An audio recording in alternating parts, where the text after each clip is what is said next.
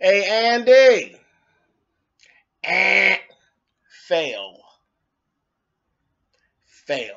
Not even an E for effort. Fail.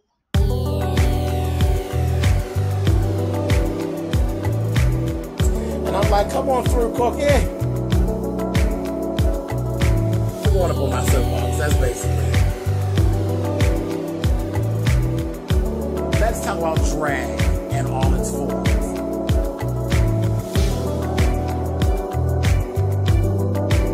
What, Cookie?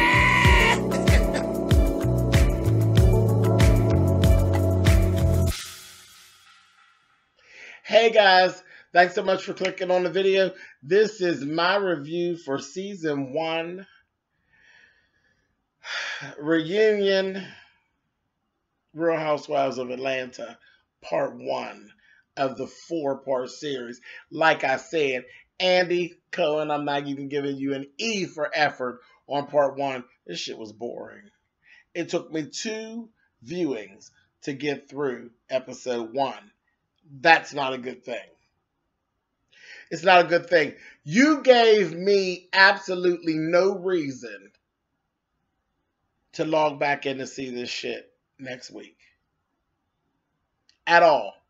At this point, if I turned around and walked away and never seen the other 3 parts, I'd be okay with it.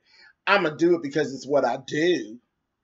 And I know some of what's coming, but ain't no motherfucking way it's going to take you 3 hours to give me them 2-3 little things that I noticed coming. So this episode was a fail. A complete fail. You are really dragging this out and wasting our time. But that's okay. Come on. Let's do it like we do. Let's start with fashions.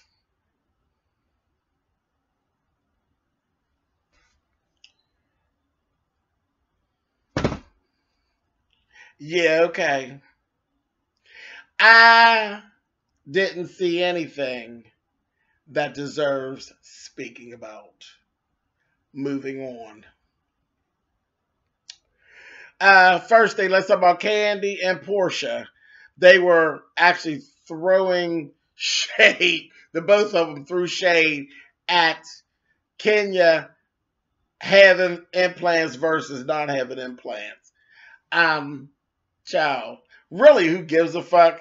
But I believe Kenya's lying.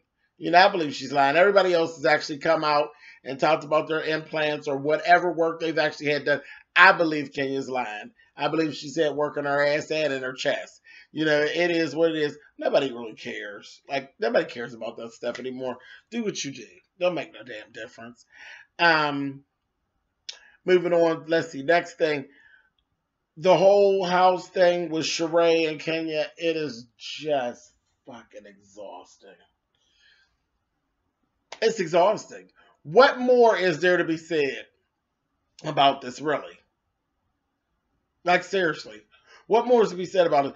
Only thing that was funny is that how, you know, they were throwing out all the stuff about the liens on their houses and all that. Y'all are too far involved in each other's motherfucking business. Way too far. It's just too far out there, and I'm tired of hearing it, and I'm tired of seeing it. Like, seriously, I really am.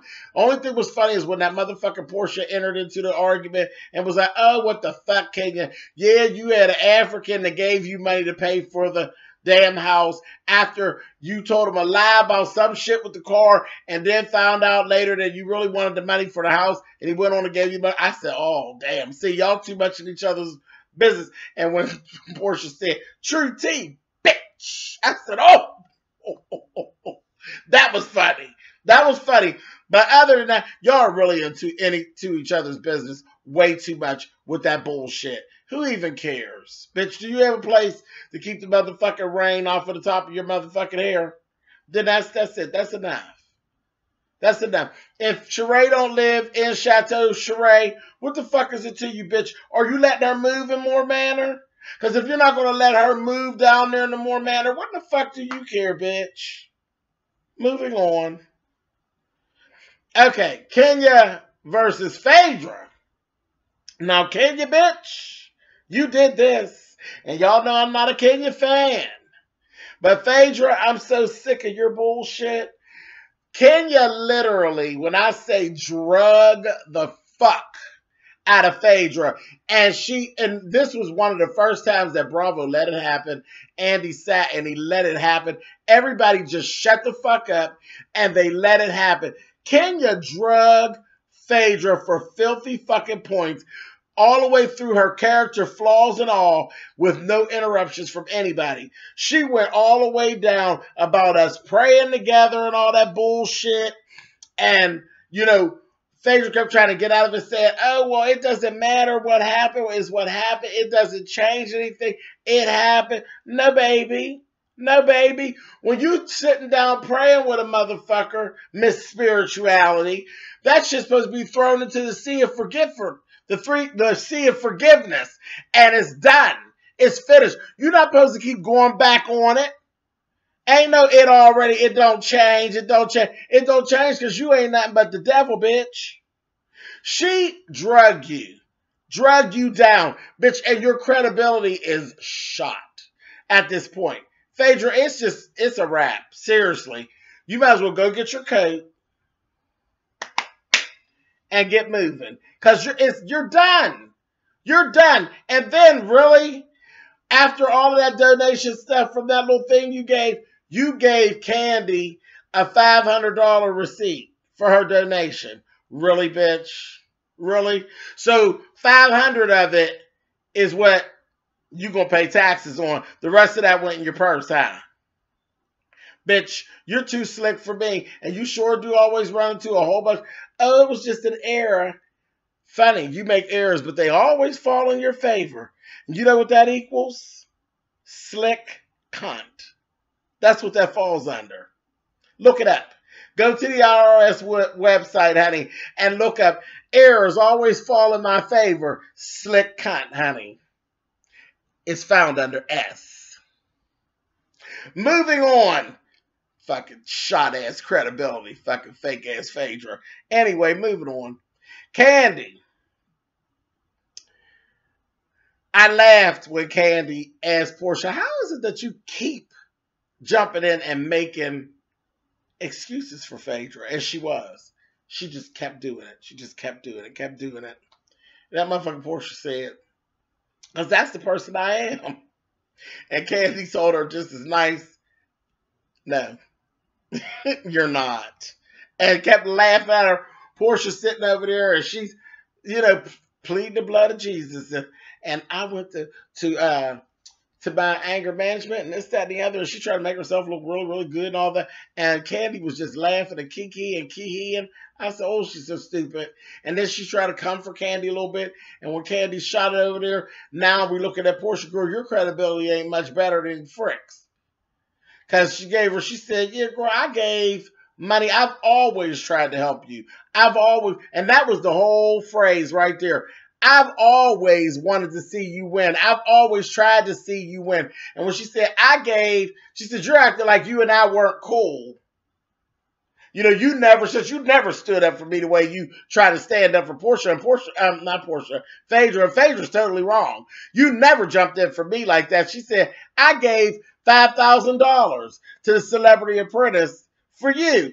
Oh, no, you did. You did that for charity. She said, baby, I give to charity every goddamn day. I didn't do that for charity. I did that for you because I wanted to see you win. And I said, Portia kept trying to deflect, but it wasn't going anywhere. I said, damn, Candy got your ass right there, Portia, and had you looking real foolish. And she couldn't really get up out of that. And we basically that was all that really went on in this episode. And I have to say, this was, part one of this reunion was a fail. It was a pitiful, pitiful fail. And honest to goodness, if I wasn't a loyal watcher, you know, I've been watching this show. I've seen every episode of this show since it came on the air. Quite honestly, if I was one of those people who just tunes in here and there, I probably wouldn't even tune back in again until it came back on the air again for next season. Because it didn't leave you with anything to look forward to. If I didn't already know what was already coming. I know what's coming. But that don't mean you got to drag us like this, Andy. I'll smack your goddamn forehead. This bullshit. Anyway, all right. I'll see y'all next week for more of the bullshit. It seems like we probably ain't going to know what, it probably won't get entertaining until shit, Halloween? The fuck? All right, later.